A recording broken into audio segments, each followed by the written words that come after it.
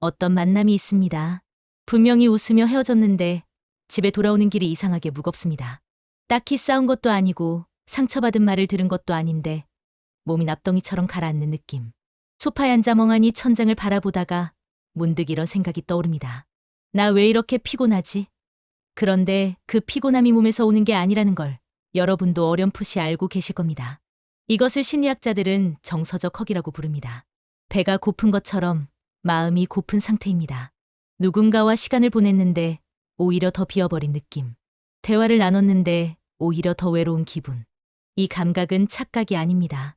여러분의 몸이 보내는 아주 정직한 신호입니다. 우리 안에는 본능적으로 관계의 온도를 감지하는 능력이 있거든요. 머리는 괜찮은 사람이야 라고 말해도 몸은 이미 알고 있습니다. 이 관계가 나를 채워주는 관계인지 아니면 나를 조금씩 비워가는 관계인지를요. 문제는 그 비워감이 너무 천천히, 너무 조용히 찾아온다는 데 있습니다. 어느 날 갑자기 무너지는 게 아닙니다. 봄날 창가에 놓인 화분처럼 매일 조금씩 잎이 누래지다가 어느 순간 뿌리가 썩어 있는 겁니다. 그때서야 우리는 깨닫습니다. 내 영혼이 이미 오래전부터 병들어 있었다는 것을요. 오늘은 그 병을 만드는 사람들에 대해 이야기하려 합니다. 나쁜 사람의 이야기가 아닙니다. 오히려 겉보기엔 너무도 평범하고 때론 나를 걱정해주는 것처럼 보이기까지 하는 사람들의 이야기입니다. 가장 먼저 이야기해야 할 유형은 진심이라는 이름으로 상대를 통제하는 사람들입니다. 이들의 특징은 대화가 항상 나를 위한 조언으로 포장된다는 겁니다. 내가 이 말을 왜 하겠어? 다 너 잘 되라고 하는 거지. 나밖에 이런 말 해줄 사람 없어. 이런 말들을 들어보신 적 있으신가요? 처음엔 감동입니다. 이렇게 나를 걱정해주는 사람이 있다니 싶거든요. 그런데 그 조언이 반복될수록 이상한 일이 벌어집니다. 내가 다른 선택을 하면 상대가 서운해하고 내 생각이 다르면 상대가 상처받습니다. 나를 위한 말이었는데 어느새 그 말을 따르지 않으면 내가 죄인이 되어 있는 겁니다. 이것은 진심이 아닙니다. 정확하게 말하면 진심과 통제를 구분하지 못하는 사람의 이야기입니다. 이들은 상대를 사랑하는 방식이 상대가 내 생각대로 살도록 이끄는 것이라고 믿습니다. 그래서 자신이 조종하고 있다는 사실을 스스로도 모릅니다. 아기가 없기 때문에 더 무섭습니다. 예를 하나 들어볼까요? 오랜 친구가 있습니다. 여러분이 새로운 일을 시작하려 합니다. 설레는 마음으로 이야기를 꺼내는 순간 친구의 얼굴이 묘하게 굳습니다. 그게 현실적으로 가능하겠어? 내가 걱정이 돼서 하는 말인데 솔직히 내 성격에 맞지 않는 것 같아. 이 말을 들은 여러분은 어떤가요? 잠깐 멈추게 됩니다. 혹시 내가 틀린 건 아닐까? 그 친구가 나를 더 잘 아는 것 아닐까? 그렇게 여러분의 가슴 속에 있던 작은 불씨가 상대의 한마디에 조용히 꺼집니다. 이것이 바로 이들이 작동하는 방식입니다. 직접적인 명령이 아닙니다. 걱정이라는 포장지에 쌓인 의심의 씨앗을 심는 거예요. 그 씨앗이 자라면 어느 순간 여러분은 자신의 판단보다 그 사람의 판단을 더 신뢰하게 됩니다. 스스로 결정을 내리지 못하고 항상 그 사람의 반응을 확인하게 됩니다. 그게 반복되면 자존감이라는 것이 어디서부터 무너졌는지도 모르게 서서히 무너져 있습니다. 다 널 위해서라는 말이 반복될수록 그 말을 듣는 사람은 점점 작아집니다. 처음엔 감사하다가 나중엔 미안해지고 결국엔 그 사람의 허락 없이는 아무것도 결정하지 못하는 사람이 되어가거든요. 내 인생의 주인이 서서히 나에서 그 사람으로 바뀌는 겁니다. 두 번째로 이야기하고 싶은 사람들은 이른바 에너지 뱀파이어라 불리는 이들입니다. 이들의 이야기는 항상 풍요롭습니다. 그런데 이상하게도 그 풍요로움이 전부 불행으로 채워져 있습니다. 만날 때마다 힘든 이야기가 나옵니다.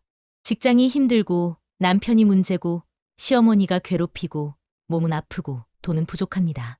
여러분은 그 이야기를 들으며 공감해주고 위로해주고 때로는 함께 걱정해줍니다. 그리고 헤어지고 나면 이상하게 기운이 빠져 있습니다. 이건 공감 능력이 뛰어난 여러분의 탓이 아닙니다. 이들이 만들어내는 감정의 무게가 실제로 상대방에게 전이되기 때문입니다. 한두 번이라면 괜찮습니다. 인간관계에서 서로의 무게를 나누는 것은 아름다운 일이니까요. 하지만 이것이 구조적으로 반복된다면 그건 나눔이 아니라 착취에 가깝습니다. 이들의 특징 중 가장 주목해야 할 부분은 불균형입니다. 자신의 고통은 무한히 나누면서 타인의 기쁨에는 좀처럼 함께하지 않습니다. 여러분이 좋은 소식을 들고 갔을 때를 떠올려 보세요. 오랫동안 기다리던 일이 이루어졌거나 정말 기쁜 일이 생겼을 때 이들의 반응은 어땠나요? 잠깐 웃어주다가 곧 다시 자신의 이야기로 돌아오지는 않았나요? 혹은 슬쩍 이런 말을 덧붙이지 않았나요? 좋겠다. 나는 그런 행운이 없어서. 그 한마디에 여러분의 기쁨은 어디론가 사라지고 다시 그 사람의 무게를 떠안게 됩니다. 심리학에서는 이를 정서적 불균형이라고 합니다. 건강한 관계는 슬픔도 기쁨도 함께 나눕니다. 내가 힘들 때 기댈 수 있고 내가 행복할 때 함께 웃어줄 수 있는 사람. 그것이 진짜 관계입니다. 하지만 에너지 뱀파이어와의 관계에서는 여러분이 슬플 때만 필요하고 기쁠 때는 오히려 위축되게 만듭니다. 이 불균형이 오래 지속되면 여러분은 자신도 모르게 좋은 일이 생겨도 기뻐하는 방법을 잊어버리게 됩니다. 행복을 느끼는 순간에도 어딘가 미안한 감정이 올라오거든요. 내가 행복해도 되는 건지 싶은 그 감각. 그게 바로 여운이 병들기 시작했다는 신호입니다. 세 번째는 조금 더 섬세하게 살펴봐야 하는 유형입니다. 겉으로 보면 아무 문제가 없어 보이기 때문입니다. 바로 가스라이팅과 수동 공격을 일상처럼 사용하는 사람들입니다. 이들의 공격은 날카롭지 않습니다. 그래서 더 위험합니다. 농담도 못 받아? 이 말을 들어보신 분 아마 많으실 겁니다. 분명히 상처가 됐는데 상처받은 내가 예민한 사람이 되어버리는 그 상황. 분명히 무언가 잘못된 것 같은데 정확히 무엇이 잘못된 건지 말할 수 없는 그 답답함. 이것이 바로 수동 공격의 본질입니다. 예를 들어볼게요. 여러 사람이 함께 있는 자리에서 누군가가 여러분을 향해 이런 말을 합니다. 얘는 원래 좀 이래요. 아무렇지 않은 척 웃어 넘기지만 그 말이 머릿속을 떠나지 않습니다. 항의를 하자니 작은 일을 크게 만드는 사람처럼 보일 것 같고 넘어가자니 뭔가 찜찜합니다. 이들은 바로 그 사이에서 작동합니다. 항의하기엔 너무 작고 그냥 넘기기엔 너무 불쾌한 그 지점을 절묘하게 파고들거든요. 가스라이팅은 한 걸음 더 나아갑니다. 그런 말 한 적 없어. 내가 그렇게 느꼈다면 내 문제야. 너 요즘 좀 이상한 것 같은데. 이런 말들을 반복적으로 듣다 보면 여러분은 자신의 기억을 의심하기 시작합니다. 내가 잘못 들은 건지, 내가 지나치게 예민한 건지, 내가 원래 이런 사람인지. 그 의심이 쌓이면 어느 순간 자신에 대한 신뢰가 완전히 흔들립니다. 이것이 가스라이팅이 무서운 이유입니다. 상대를 무너뜨리는 게 아니라 스스로 자신을 무너뜨리게 만들거든요. 이런 관계 속에 오래 있다 보면 여러분은 자신의 감정 자체를 불신하게 됩니다. 화가 나도 내가 너무 예민한 거겠지. 상처받아도 내가 유리멘탈인 거겠지. 불편해도 내가 너무 예민하게 받아들이는 거겠지. 이 모든 자기 검열의 끝에 여러분의 내면은 텅 비어갑니다. 자기 자신을 가장 믿어야 할 때 가장 불신하게 되는 아이러니. 그게 바로 이들이 만들어내는 가장 큰 상처입니다. 자, 그렇다면 우리는 어떻게 해야 할까요? 이쯤에서 많은 분들이 이런 생각을 하실 겁니다. 그 사람을 설득해야겠다. 내가 더 잘 이해해주면 달라지지 않을까. 시간이 지나면 변하겠지. 그 마음 충분히 이해합니다. 우리는 관계를 포기하는 것에 익숙하지 않으니까요. 특히 오래된 관계일수록 그 무게가 있으니까요. 하지만 여기서 한 가지 중요한 사실을 기억해야 합니다. 사람은 자신이 변하고 싶을 때만 변합니다. 여러분의 인내와 이해가 아무리 깊어도 그것이 상대를 바꾸는 힘이 되지는 않습니다. 오히려 여러분이 받아줄수록 그 패턴은 더 단단해질 뿐입니다. 변화는 언제나 그 사람의 내면에서 시작됩니다. 그것은 여러분의 몫이 아닙니다. 그렇다면 우리가 해야 할 일은 단절일까요? 꼭 그렇지는 않습니다. 모든 관계를 잘라내라는 이야기를 하고 싶은 게 아닙니다. 오히려 저는 지혜로운 거리 두기를 말하고 싶습니다. 거리 두기는 상대를 미워하는 것이 아닙니다. 상대를 적으로 규정하는 것도 아닙니다. 단지 내 영혼이 안전하게 숨 쉴 수 있는 공간을 만드는 일입니다. 마치 집 앞에 울타리를 치는 것처럼 침입을 막는 것이 아니라 내 땅이 어디까지인지를 분명히 하는 것입니다. 나는 이 정도까지는 함께 할 수 있지만 이 선을 넘으면 나는 불편하다는 것을 내면에서 먼저 확인하는 일. 그게 울타리를 치는 첫 번째 방법입니다. 두 번째는 내 감정의 신호를 다시 신뢰하는 겁니다. 만남 이후 기운이 빠진다면 그것은 사실입니다. 상처받은 것 같다면 그것도 사실입니다.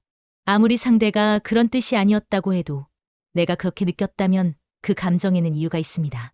자신의 내면에서 올라오는 신호를 다시 믿어주세요. 그것이 여러분을 지키는 가장 오래된 능력입니다. 세 번째는 에너지의 방향을 바꾸는 겁니다. 나를 비워가는 사람에게 쏟던 에너지를 나를 채워주는 사람에게 조금 더 흘려보내는 것입니다. 만나고 나면 왠지 기운이 나는 사람, 내 이야기를 들어줄 때 눈빛이 따뜻한 사람, 내가 잘 됐을 때 진심으로 기뻐해주는 사람. 그런 관계에 더 많은 시간과 마음을 주는 것. 그게 내 영혼을 회복시키는 가장 현실적인 방법입니다.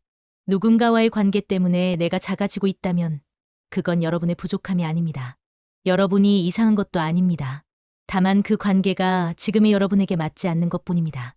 맞지 않는 신발을 억지로 신고 걸으면 신발 탓이 아니라 발이 다칩니다. 관계도 마찬가지입니다. 오늘 이 영상을 보시는 분들 중에 지금 이 순간 어떤 관계 때문에 지쳐 계신 분이 계실 겁니다. 그 피로감이 이유 없는 게 아니라는 것, 그 불편함이 착각이 아니라는 것, 그 감각이 여러분이 자신을 지키기 위해 보내는 신호라는 것을 기억해 주시면 좋겠습니다. 내 영혼을 병들게 하는 관계로부터 조용히 한 걸음 물러서는 것. 그것은 도망이 아닙니다. 그것은 용기입니다. 자신을 가장 소중한 존재로 여기기로 결심하는 용기입니다. 그 한 걸음이 여러분의 삶을 다시 봄으로 돌려놓을 겁니다. 더 많은 지혜는 지혜 수집관에서 확인하실 수 있습니다.